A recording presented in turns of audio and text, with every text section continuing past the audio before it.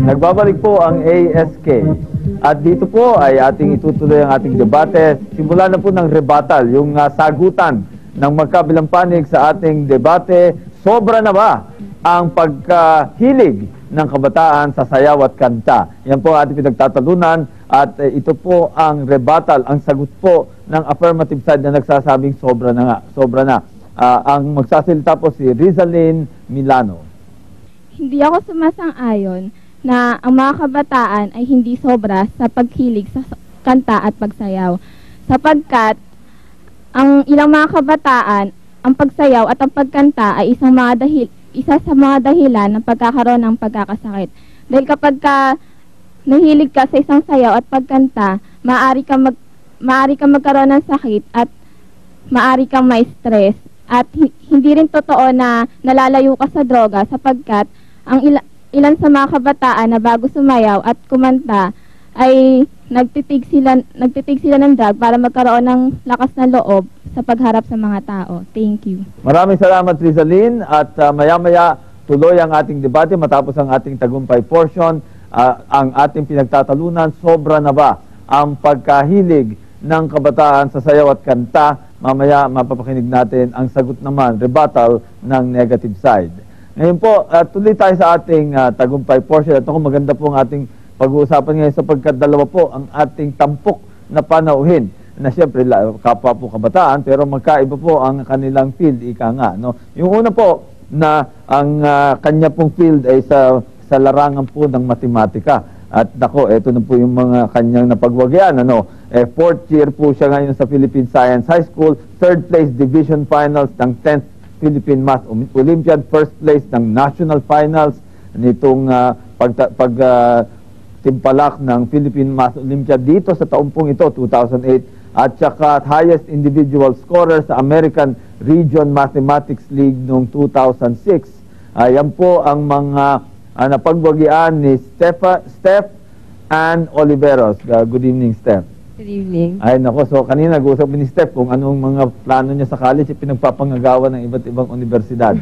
At katabi po niya, ang isa pa rin nating ibig na parangalan dito sa ating portion na ito, na siya po ay tinaguri ang father of Philippine podcasting. Ayan pong podcasting, ito po yung parabang pagre-record ng mga iba't ibang mga tinig pagkatapos ibino-broadcast kung sa paraan, TV, radio, kung minsan internet. Yan po, tama. No? At siya po ay naging hinatawan din ng International Youth Parliament noong 2004, Youth in Action Award, nagwagi po siya niyan sa Washington, D.C.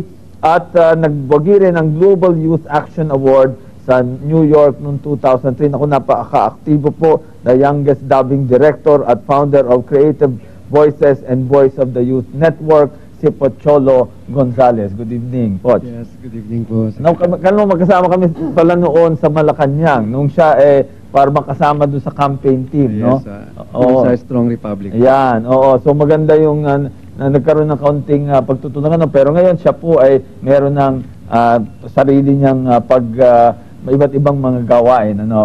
Pero tumutulong pa rin sa kabataan, no? At yan ang ating pag-uusapan ngayon. Ngayon, kasama ko po na makipagpulong sa kanila si Daveron, tama po?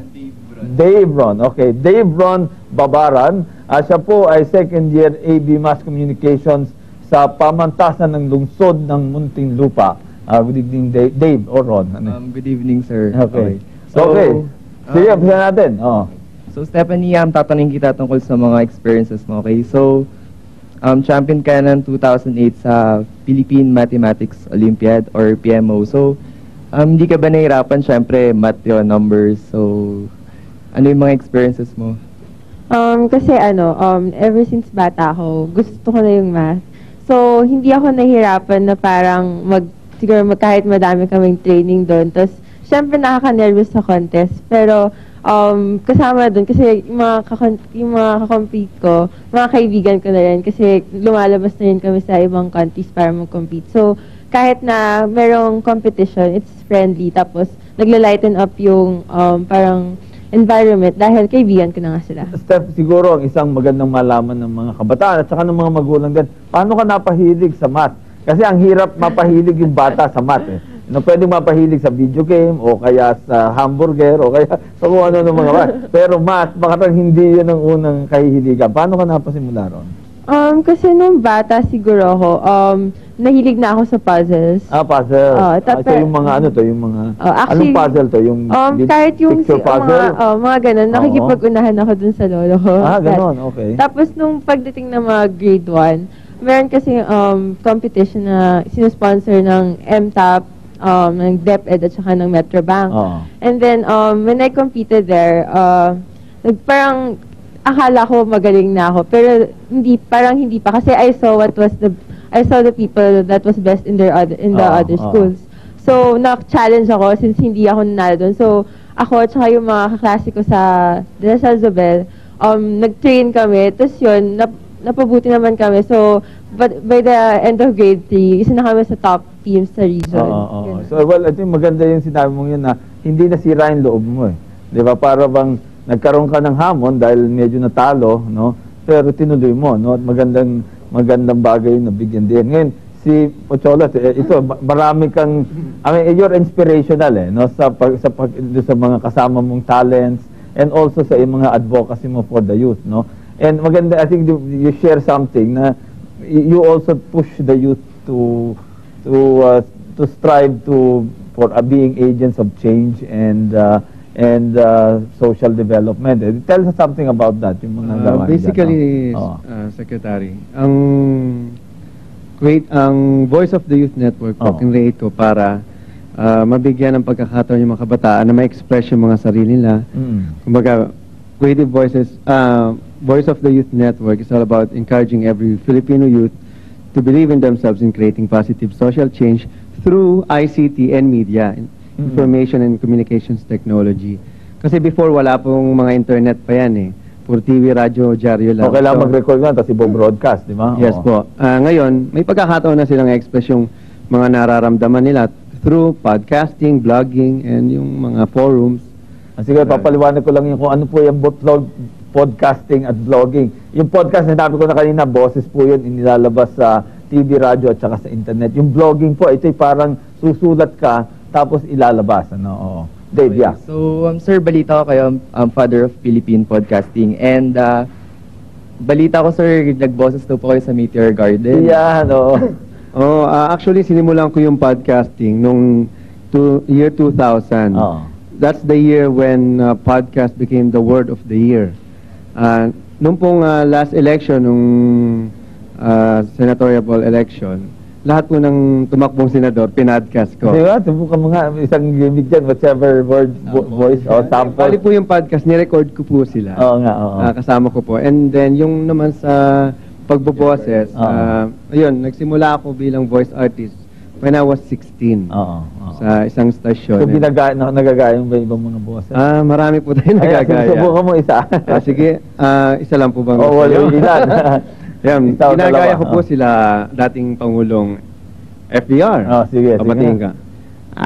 First of all, I just want to congratulate ang say ng kabataan. Napamabuhay kayo para sa Philippines 2000. Yeah. Galing-galing mo nga, Sekretary. Mabuhay ka. O naman si Paringap.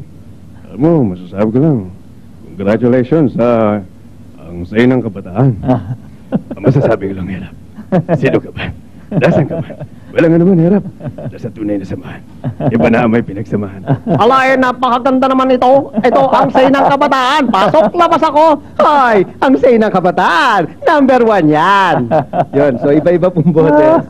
Si FBR, Erap, si Mark Logan, Mike Enriquez, PG. Ay, nako, delikado itong makasama sa dilim, ano? Hindi mo alam mo, 5 yung kausap mo, ano? Ayan po yung sample. And then yung hinihingi mong sample sa Meteor Garden. Sa Meteor Garden.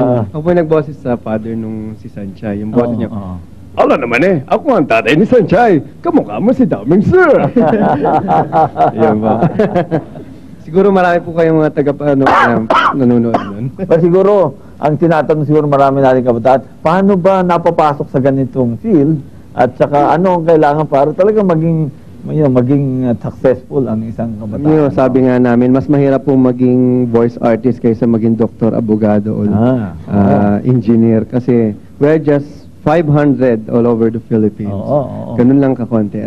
Pero kumpara sa mga doktor, mas marami sila. Mhm. Pero ito, naniniwala po ako, dedikasyon lang at paniniwala sa sarili na, sige, kung kaya mo, gawin mo.